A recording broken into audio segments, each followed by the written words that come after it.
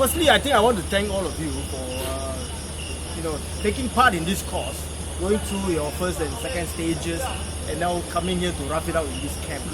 Now, some of you have been scouts before, so you know what to expect. Coming to camp is like the old days when you were boys. Of course, when you come here, you realize that it's a little bit different. But many of you have never been scouts before, and it is a real challenge, right? To come to a camp, and to the average Singaporean out there, they might think that you're a bit crazy. Right? You're leaving the comfort of your house. Right? You're leaving your hot water behind, your hot water heaters. Right? You're leaving, some of you, your air conditioning. Right? You're leaving behind your nice bed, warm blankets, right? And even the comfort and company of your loved ones. To come to this faraway place, Serimum is like another country. You can't get back anytime you want to, and subjected to all the rigors of camping life. But somewhere along the way, after I believe your last night here, I'm sure many of you are beginning to enjoy it. Right? You're beginning to enjoy the fellowship. You're beginning to enjoy some of the things that you've gone through. So that brings me to the question: why do we even bother to camp? Our Prof has talked about nature, living with nature, and how in an urban society like ours, we should seek the opportunity to be close to nature. But actually, how many of you have thought of this question? Why do we even bother to camp? What lesson can a young person learn from going to a camp? Right? Is it just to really go there and listen to the birds, the insects creeping around, feeling all the discomfort, having sweat around your body half the time? Is that the real reason? What is the real important lesson of camping? What do you think you are deprived of when you come to a camp? Right? Some of the things I've mentioned. Right? I don't know about now. Nowadays, modern camping, we tend to have a lot of things. Back in the old days when you go camping, sometimes you find that you do not even have detergent to wash your dishes. And what do you think the scouts do? Right, Malcolm, how do you wash your pots and after you're finished cooking? Go to the river and scrape and get some sand and use the sand. Yes, Scrape it. scrape it. Yeah, we use sand to scrape off all the soot. Right, we use the river water to wash. Right, and sometimes if there's no river nearby, we collect rainwater. Right, you go to a camp and sometimes there are no tables and benches and chairs. What do? Right? You build your own. You put your square lashing to good use. Right? You build your own table, you build your own chairs, you build your own shoe rack, you build your own kitchen dresser, you build things, you try to make life comfortable in a camp. So what is the big value of our camping? Is that you learn to make do with whatever you have. With whatever limited resources you have. You can make life as comfortable as possible, and at the same time you find a lot of fun in it. And when you look back after your camping trip, you always think about all the things you do.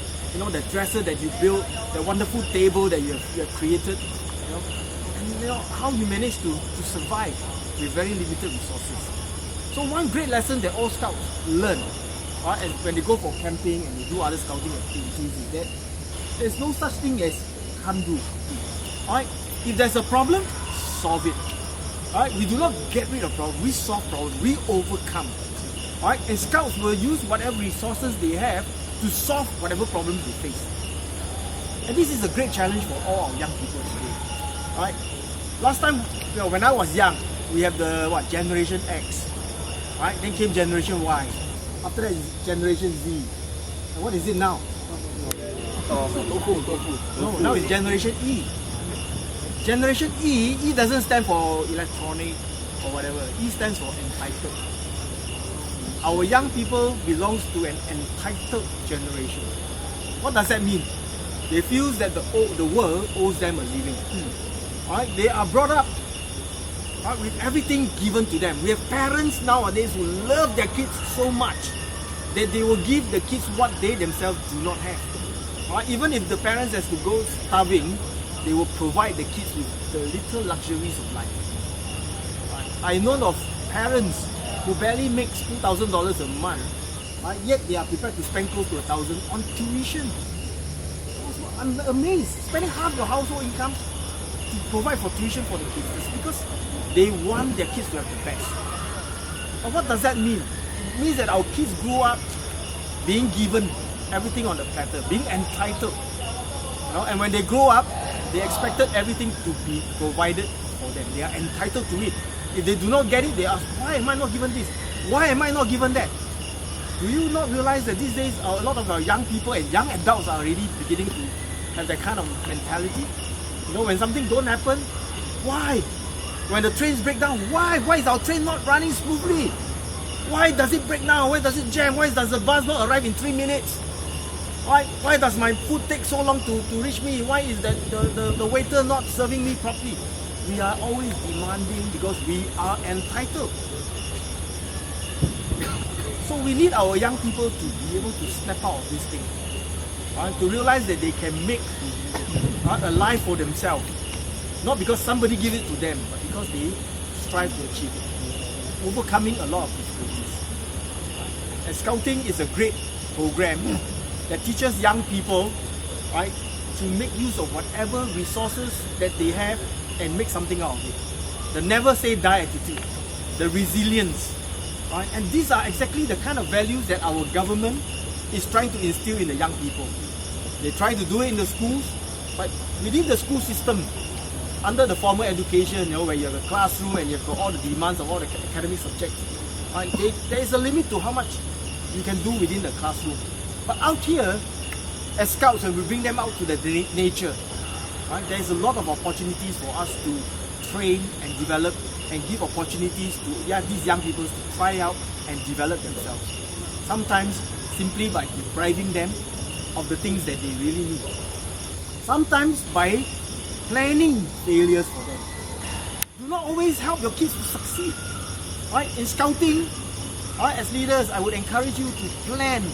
Be deliberate in planning for failures. Teach your kids what is it like to fail. And after failing, to try again. Try again. And to try again. And to try again. Right? So you know kids have a lot of tests, you know, that they always take. Don't always pass them the first time. If your kid is brilliant, smart Alex, know everything, fail him. Because you can expect more from him. And that is our new 21st century program. Every young person trying his best. And sometimes the young person doesn't know where his best is. So it is for you leaders to push them to try a little bit harder. Alright? If this smart Alex say he can do 30 knots, then challenge him to do 50. Alright? So smart, right? Do 30. Okay, now how about doing the 30 knots with your eyes blindfolded? How about tying the lanyard behind your back? Challenge the young person to go beyond what they can do already. And that is the essence of the 21st century program.